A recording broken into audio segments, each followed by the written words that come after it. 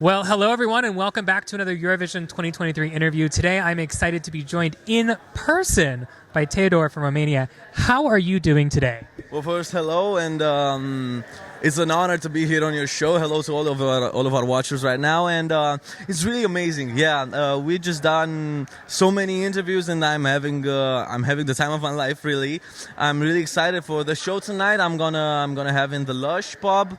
It's gonna be really cool, and it's just amazing. This whole thing. Many people ask me about the hand. Yeah, it's just amazing because so this song DGT off and on. DGT is an abbreviation I invented for degete in Romanian, which is fingers in English. And this whole lyric of "mă joacă pe degete" is actually I'm wrapped around her fingers, or she plays me off and on. So there are lots of cool puzzle pieces that brought together, build a bigger picture. Yeah. Yeah, I love that you have like your own like branding now. You're like, you know what? Not only can people find you from wherever, but you're also just like, you know what? This has meaning, and everyone's going to be like, What's the hand?" Now we know the meaning of the hand. Yes. But I wanted to ask you. So, I mean, I think that a lot of people are like, "Oh, okay, so Theodor, what's something that people would know about you?" I want to try and get to know a little bit about you from your musical tastes. Okay, sure. Okay. So I'm going to ask you a description, and I want you to name a song that matches it. Okay. So if you're going to karaoke, what's your go-to karaoke song? Michael Bublé is everything. Ooh, that's a good one. That's a good one. A song that you would want to wake up to every morning. I have one, but it's in Romanian. That's fine. It's in Romanian. It's called Triumph by The Watcher, which is the very good producer and a friend of mine that produced DGT as well. Ooh, nice connection. Yeah, so I wake up every day to this lyric in his song, which says "Eu sunt singura cale," which means I'm the only way. Perfect. Okay. And then your favorite Eurovision entry of all time. That song from 2023. That song with "mă joacă pe degete." That's the guy with the big hand. I don't really recall his name. Wow, no, I haven't seen him around. Have you? Yeah, something like DGT or something like DGT. No. Well, if you see him, just let me know, because I'm sure a lot of people want to know Hopefully, yeah. where he is. Okay. One final one. A song that you think everyone needs to listen to and not your Eurovision song. A Eurovision song that everybody should listen to. Any song. Any song. Belle from the soundtrack of the musical Notre Dame de Paris. Very nice. Okay. Now, I want to ask you, now you are a songwriter. Obviously, you have written your song here for Eurovision. You've also have won an award for songwriting. So for people who are out there wanting to, whether for Eurovision or not, write a song, aspiring songwriters, what are your tips and tricks for songwriting? Trying not to impress anybody. When a song comes exactly from the heart and you know exactly what you're talking about and what you're feeling, that is the perfect song. That is the most genuine and natural type of songwriting. And I think that a great song can be a party anthem to a happy person and a shoulder to cry on for a broken person. And I think that, as Eurovision said some years ago, music connects people. And I think that people understand music in the exact same amount that music understands them, if that makes sense in a way.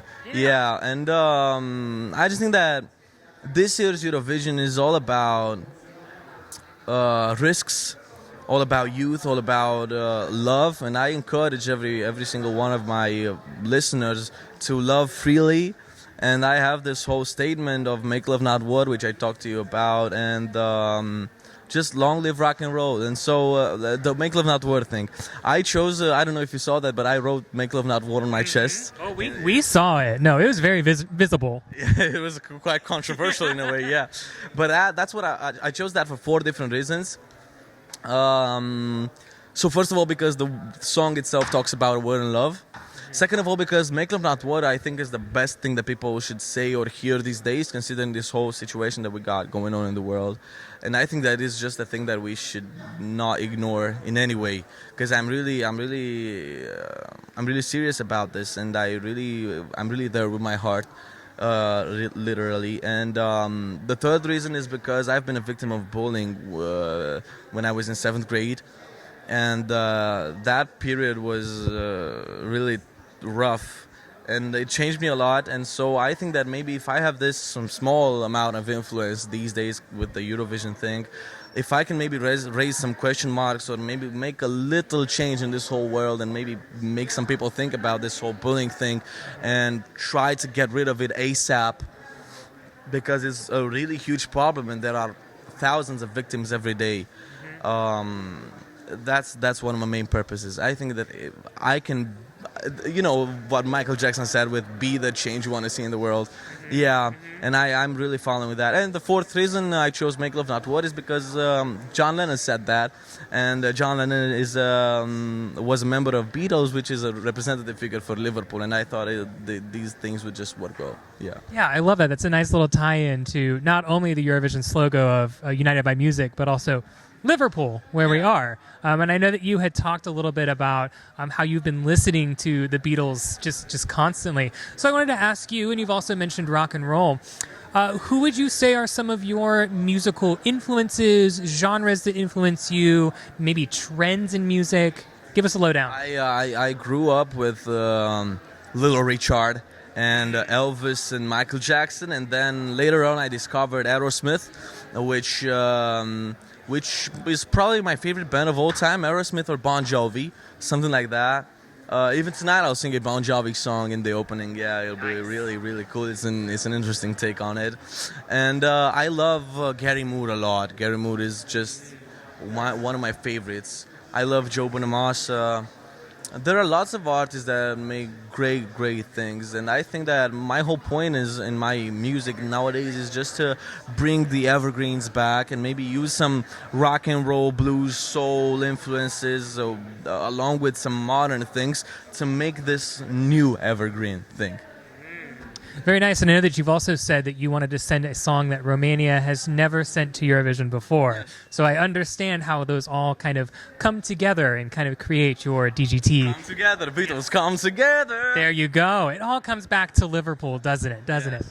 All right. Well, Theodor, I want to ask my hardest hitting question of this season.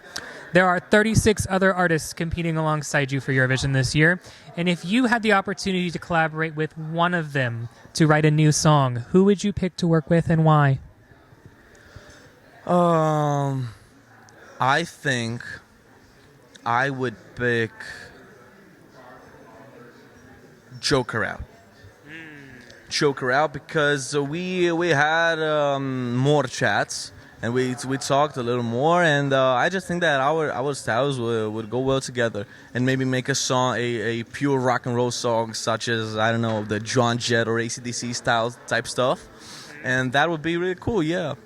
Perfect. Well, I cannot wait for that potential collaboration to come out. Okay. Well, I'll be watching. I'll be following on the socials. Well, I want to, of course, always remind the people who are watching, support Romania in the semifinal. Also, make sure that you are supporting Theodor on social media, on YouTube, on Spotify, because your career is going to continue after the contest. Yeah. We hope. We're going to manifest that. And I know that you have some additional, you said Eurovision covers, or medleys, rather, yes, that are coming out as well. So you want to make sure that you catch all of those. And make sure that you stay tuned for us as well, because we've got a lot of great things here on site in Liverpool. But again, I want to thank you so much for your time. Thank you for taking time out of your day for us. We can't wait to see you next week on the Eurovision stage live. Thank you so much as well. Don't forget to watch the medleys I made. It's going to be really, really cool. I sang all of the 37 songs in this year. And don't forget to vote for love, for Risk, for Youth, vote for Rock and Roll, vote for Romania in the second semifinal in the 11th of May. We're the third entry, and it's going to be exploding.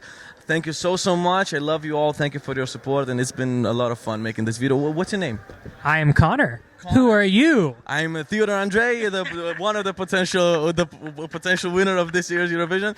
But Connor, there's something that our audience may not know. But happy birthday to you. Happy birthday to you. Happy birthday, dear Connor. Happy birthday to you. That makes all the jet lag worth it. Wow. Awesome. Well, thank you so much. Thank you.